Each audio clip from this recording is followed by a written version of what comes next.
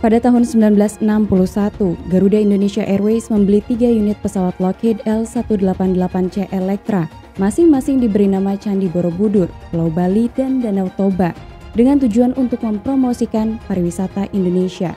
Namun tragisnya, burung besi Electra yang bernama Candi Borobudur bernasib pahit di Manado.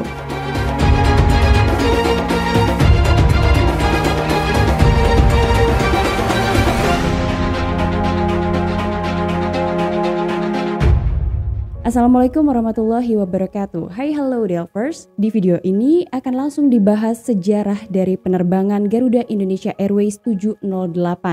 Ini bukanlah tragedi penerbangan pertama di Indonesia, tapi ini adalah tragedi penerbangan pertama di awal rezim Orde Baru. Ada 4 orang kru kokpit di dalam penerbangan ini. Yang pertama adalah Kapten yang sekaligus menjadi PIC atau Pilot in Command. Beliau berusia 36 tahun kala itu dan telah mengumpulkan 8.054 total jam terbang. Sebelum tragedi penerbangan 708, beliau disebutkan di laporan akhir pernah mendaratkan pesawat yang diterbangkannya 2 kali ke Bandara Mapanget, Manado. Kemudian ada seorang first officer berusia 36 tahun dengan 8.336 total jam terbang, seorang flight engineer berusia 28 tahun, dan seorang flight radio operator yang berusia 36 tahun. Namun disayangkan, tidak ada informasi mengenai nama-nama dari keempat kru kokpit tersebut. Sementara itu, pesawat yang digunakan dalam penerbangan 708 adalah Lockheed Electra L188C. Pesawat itu bernama Candi Borobudur, terbang pertama kali pada tanggal 23 Desember 1962 dan pada saat tragedi terjadi pesawat itu telah berusia 6 tahun 2 bulan dengan 12.359 total jam terbang. Lalu bagaimana tragedi ini bisa terjadi? Kita take off ke kronologi. Flight 708 adalah penerbangan Garuda Indonesia Airways atau GIA menggunakan pesawat Lockheed L188 Electra dengan registrasi PKGLB. Pesawat tersebut terjadwal terbang domestik dengan rute Bandar Udara Kemayoran Jakarta menuju ke Manado dengan persinggahan di 2 tempat yaitu di Surabaya dan Makassar. Pesawat Electra tersebut lepas landas dari Jakarta menuju ke Surabaya pada pukul 00.30 GMT. Saat penerbangan dari Jakarta ke Surabaya, keempat kru kokpit ini menyadari bahwa mesin nomor 4 dalam kondisi tidak sinkron. Penerbangan normal dan juga lancar, hingga kemudian pesawat Lockheed itu mendarat di Surabaya pada pukul 2.00 GMT. Namun ketika pesawat Lockheed itu mendarat di Surabaya, lagi-lagi keempat kru kokpit menyadari bahwa adanya kebocoran oli di mesin nomor 1. Setelah memperbaiki masalah, pesawat kembali berangkat dari Surabaya pada pukul 3.00 GMT. Pesawat kemudian terbang dengan normal. Namun pada saat Lockheed Electra itu approach di Makassar, pilot mendapatkan informasi bahwa kondisi cuaca di Makassar buruk. Pilot berupaya untuk melakukan pendaratan di Makassar sebanyak 2 kali, tapi karena kondisi cuaca yang sangat buruk sehingga upayanya digagalkan. Kapten kemudian mempertimbangkan untuk melakukan pendaratan di bandara alternatif. Ada 2 bandara alternatif ketika itu. Yang pertama adalah Denpasar, jaraknya lebih dekat, dan yang kedua adalah Surabaya dengan jarak yang cukup jauh. Namun dengan segala pertimbangan, Kapten akhirnya memutuskan agar pesawat Lockheed Electra milik Garuda Indonesia Airways itu mendarat di Surabaya. Penerbangan menuju ke Surabaya normal dan pesawat itu mendarat. Sementara kebocoran oli yang terjadi di mesin 1 tetap diamati dan dicatat untuk perbaikan. Kru dan juga penumpangnya menginap 1 malam di Surabaya. Selanjutnya Garuda Indonesia Airways 708 kembali diberangkatkan keesokan harinya pada pukul 00.10 dari Surabaya ke Makassar. Penerbangan normal dan juga lancar hingga pesawatnya mendarat di Makassar. Setelah sekitar 1 jam transit di Makassar, penerbangan kembali dilanjutkan menuju ke Manado dengan membawa total 92 orang penumpang. Penerbangan Garuda Indonesia Airways 708 itu diperkirakan akan tiba di Manado pada pukul 5.12 GMT. Penerbangan dari Makassar menuju ke Manado ini normal dan juga lancar. Namun lagi-lagi ketika pesawat itu approach di Manado, kondisi cuaca dilaporkan buruk. Visibilitas hanya sekitar 2 km. Saat itu approach dilanjutkan ketika ketinggian pesawat sekitar 1.500 kaki, kota Manado dan pantai terlihat. PIC saat itu sudah melihat runway berada di sebelah kanannya. Beliau melanjutkan pendekatan atau approach melalui celah antara dua bukit dan meminta agar roda pendaratan diturunkan. Saat itu juga pemeriksaan daftar checklist terakhir telah diselesaikan. PIC menginstruksikan flight engineer untuk bersiap jika pesawat itu mengalami overshoot. Sampai saat itu, approach masih tetap dilanjutkan dan flaps telah diatur untuk penurunan.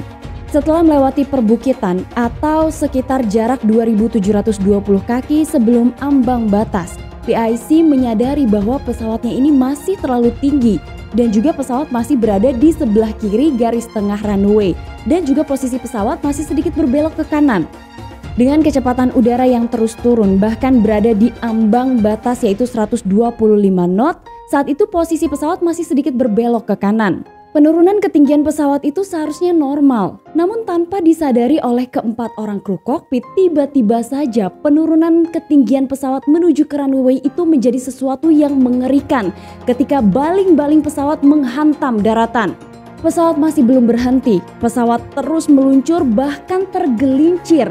Sampai saat itu pesawat masih belum berhenti, pesawat itu tergelincir cukup jauh. Setelah tergelincir cukup jauh, akhirnya pesawat itu berhenti namun dalam kondisi roda pendaratan kanan yang patah dan sayap sebelah kiri yang terlepas dari badan pesawat.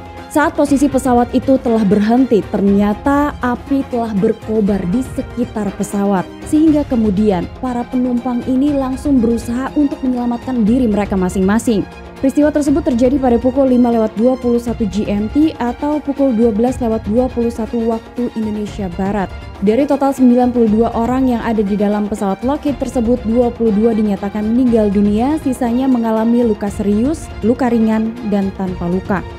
Sementara kondisi pesawat sendiri hancur setelah roda pendaratan kanan patah dan sayap sebelah kiri terlepas sehingga kemudian terjadi kobaran api yang sangat besar, bahkan dikabarkan juga pesawat itu meledak.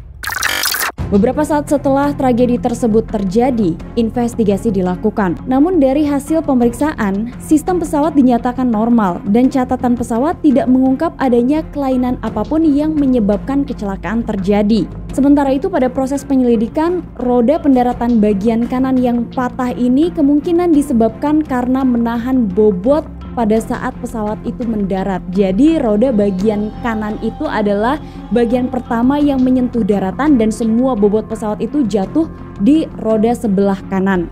Kemudian hasil penyelidikan selanjutnya mengungkap bahwa kebocoran oli di mesin nomor 1 bukanlah menjadi penyebab dari kecelakaan tersebut. Tim investigasi kemudian berkesimpulan bahwa tragedi penerbangan 708 ini dikarenakan PIC melakukan pendaratan dalam kondisi tidak yakin dalam posisi pesawat yang tidak siap untuk touchdown.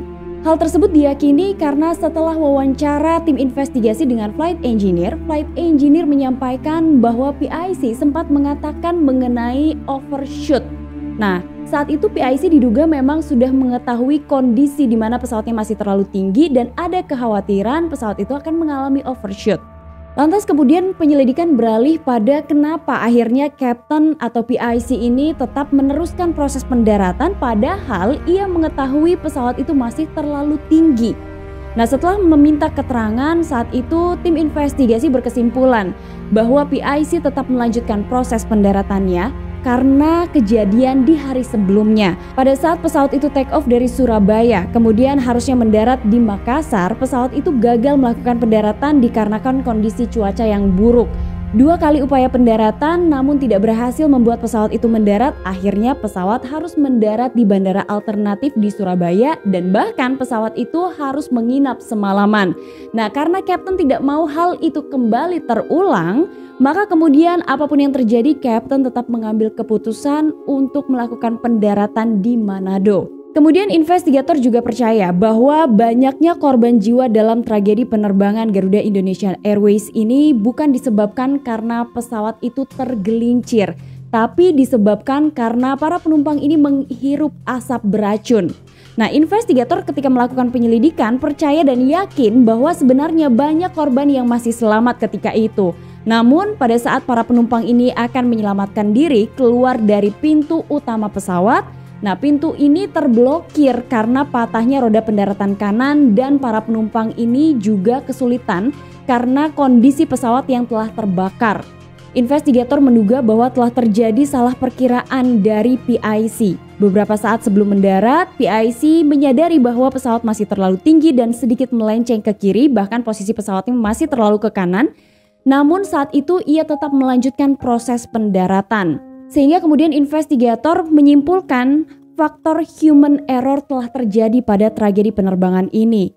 Meski sebenarnya sang pilot sudah berusaha sebisa mungkin meminimalisasi terjadinya kecelakaan. Selain mengungkap kemungkinan penyebab bahwa teknik approach yang janggal sehingga menghasilkan tingkat penurunan yang berlebihan saat touchdown, investigator juga mengungkap beberapa faktor yang menjadi penyebab tragedi ini. Beberapa di antaranya adalah landasan pacu selebar 98 kaki yang terlihat mengecil dari sudut pandang pilot. Kemudian trotoar landasan pacu yang tidak rata yang akhirnya memaksa pilot mendarat sedekat mungkin dengan ambang batas runway, dan kondisi cuaca yang buruk juga berpengaruh. Kisah lain dari tragedi penerbangan Garuda Indonesia Airways ini datang dari seorang pria kelahiran Malang tanggal 26 April 1934. Beliau merupakan seorang perwira marinir Korps Komando Angkatan Laut atau KKOAL. Beliau adalah Mayor Engelbert Antonius Pangalila. Kisah pilu dari Mayor Pangalila ini terbilang heroik. Seharusnya nyawa beliau dapat diselamatkan. Kala itu beliau memang hendak pulang ke Manado bersama dengan iparnya di penerbangan 708. Dikisahkan dari beberapa media lokal bahwa ketika pesawat bernama Candi Borobudur itu mulai limbung, sebenarnya Mayor Pangalila ini sudah bersiap untuk menyelamatkan dirinya. Beliau hampir saja lompat dari pintu darurat. Namun ketika ia hendak melompat dari pintu pesawat, ia mendengar teriakan-teriakan minta tolong dari penumpang yang lain termasuk dari iparnya. Hingga kemudian upaya untuk menyelamatkan dirinya sendiri ini ia urungkan. Ia kembali lagi ke dalam kabin penumpang, kemudian menyelamatkan beberapa orang, salah satunya adalah seorang wartawan asal Jepang. Namun ternyata nyawa dari Mayor Pangalila dan juga iparnya justru tidak selamat. Ketika keduanya hendak keluar dari pesawat, namun pesawat Lockheed tersebut justru meledak. Mayor Pangalila saat itu berusia 32 tahun dan meninggalkan 1 orang istri dan 4 orang anak. Turut berduka cita yang sedalam-dalamnya atas meninggalnya 22 orang penumpang di dalam penerbangan 708. Semoga seluruh penumpang ditempatkan di sisi terindah Allah Subhanahu wa Ta'ala dan seluruh keluarga korban diberikan keikhlasan. Nah, itulah informasi dari channel Tamara Delf mengenai sejarah penerbangan Garuda Indonesia Airways 708. Semoga informasi ini bermanfaat untuk kita semua dan menambah lagi satu pengetahuan mengenai dunia penerbangan. Sampai ketemu lagi di episode selanjutnya. Tapi jangan lupa di subscribe, dinyalain lonceng notifikasi, dan sampai ketemu di episode selanjutnya. Jangan lupa request boleh di bawah sini. Sampai ketemu lagi ya. Assalamualaikum warahmatullahi wabarakatuh. Bye-bye.